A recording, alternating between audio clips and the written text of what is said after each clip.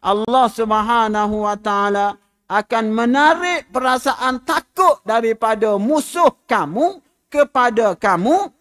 Wala yakdifannallahu fi qulubikumul wahna. Dan Allah Subhanahu wa taala akan masuk dan dalam diri kita ada suatu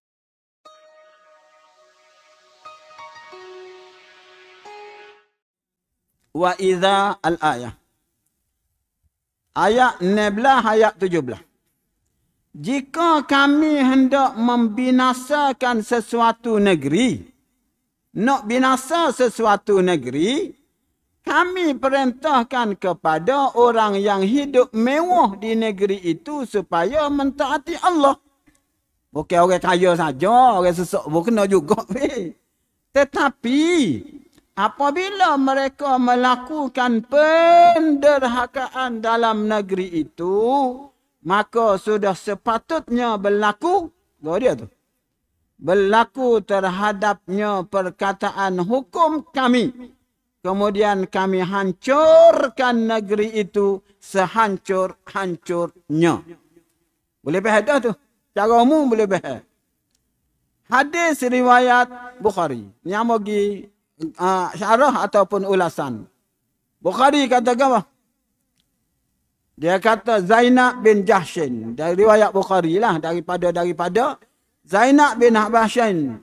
Dia kata, Ya Rasulullah, anahliku wa fina salihun. Adakah kami ni buat baik? Kami dibuat juru. Tapi ada beberapa orang yang tak juru. Takkanlah kena belakang. Ni nak ya. Faham kau dok? Dia kata kami juru. Duduk maya di masjid sama. Masya Allah, qiyamul lail pun kita mari lagi. Ngaji kami. Tapi, apalah kami kena juga. Nabi jawab ke apa? Nabi jawabnya, Naam idza kathural khabathu. Yani al-fusuq wal-fujur wal-ma'asi. Ya, kamu dan semua akan diazab oleh Allah Subhanahu wa taala jika sekiranya tempatmu, kawasanmu, negerimu, kampungmu, daerahmu al-khabas, keburukan, fasik, maksiat terlalu banyak, jawapannya kita mengundang azab daripada Allah Subhanahu wa taala. Naudzubillah, tuan-tuan. Jangan adik kakak, acak kali kita biasa jumpanya bila sesuatu tempat itu banyak maksiat. Secara terbuka Allah Subhanahu wa taala akan turunkan bala kepada mereka. Hadis riwayat Abu Daud. Hadis lain pula dia kata gapo daripada Sauban. Amo baca hadisnya, mafhum dia. Dia kata aku takut benar. Di suatu zaman, ni acak kali kita dak biasa orang lain dalam ceramah pun ajak kali. Orang lapar dia kata kita ni seolah-olah orang lapar pergi berebut ke makanan dia. Lagu mana? Orang lapar berebut ke makanan. Makanan siapa? Orang Islam. Oleh semula, orang pakat berebut belakang ke orang Islam, seolah-olah orang lapar berebut kepada makanan ataupun minumannya. Tu mafhum tuan-tuan. Sahabat pun tanya, min killatin yauma izin. Adakah kerana masa tu kita sikit ke? Ulang sekali lagi. Orang pakat tak kira bangsa gapo, agama gapo, habis pakat ambil kesempatan wak nyayo ke orang. Bukan orang Melayu. Wak nyayo ke orang Islam. Sampai bila Nabi raya? 1000 tahun lepas. Dia jawab je apa? Min killatin. Sikit ke orang Islam masa tu. Dia kata tak. Banyak orang Islam. Walakinnakum rusak ka rusak isail. Dia kata sesungguhnya kamu di saat itu wahai orang Islam adalah seperti buih. Dia kata buih laut. Ni biasa. Amo yakin tuan-tuan biasa dengar. Hadis riwayat Abu Daud yang sama dalam riwayat yang kedua dia kata apa? Allah Subhanahu wa taala akan menarik perasaan takut daripada musuh kamu kepada kamu. Wala yakdifannallahu fi qulubikumul wahna. Dan Allah Subhanahu wa taala akan masuk dan dalam diri kita ada suatu nama dianya wahan. Sahabat tanya, gapo dia wahan? Oh, ni maha tuan-tuan. Kita kena ambil pengajaran. Dia kata hubbud dunya wa karahiyatul maut. Cinta kepada dunia dan takut kepada mati. Ulang sekali lagi. Rumusan kepada ayat yang kita baca, Allah akan turun bala kepada kita sekiranya ada dua perkara ni tuan-tuan. Pertama, hubbud dunia. Duduk mikir start pagi sampai petang sampai malam. Mikir apa? Mikir untuk dunia. Bukan tak boleh. Siapa kau peringkat kadang-kadang halah-harai duduk sebelah, hot depan akunya, aku boleh pergi banyak. Minta jauh banyak, minta jauh banyak dengan harapan Allah Subhanahu wa taala jaga kita tuan-tuan. Kemudian dia kata apa lagi? Allah Subhanahu wa taala ke damarnaha. Tuan-tuan peracuk habis licin. Nauzubillah minta jauh. Lah ni kita kena tak kena benar lagi.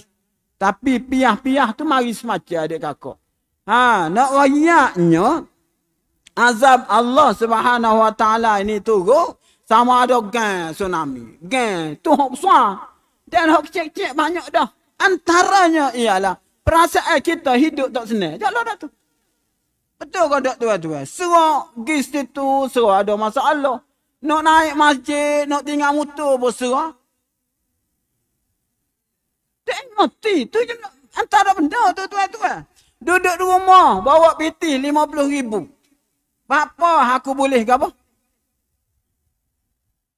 Boleh bering. Tak kira 50,000 bering. Ikutlah boleh ke apa. Boleh PT banyak. Orang tahu awak balik di rumah. Duduk atas rumah. Agak-agak lagu mana adik kakak? Serah lagu mana adik kakak?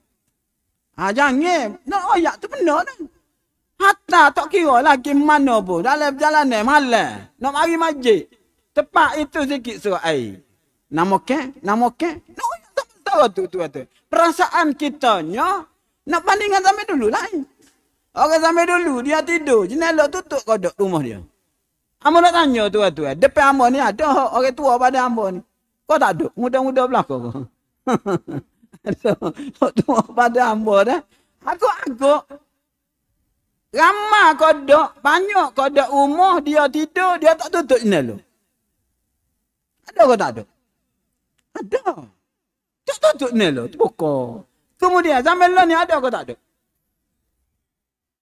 Nak royak bukan setakat tutup adik kakak. Bunyi khabar pukul berapa? Bunyi khabar tak kira lah pukul 10, 11, 12 malam. Tak ingat motor duduk luar. Duduk luar tu depan rumah kita dah. Agak-agak gua ni. Ayahmu, oh ini panggil ayahmu. Gi motor tak itu lagi tu.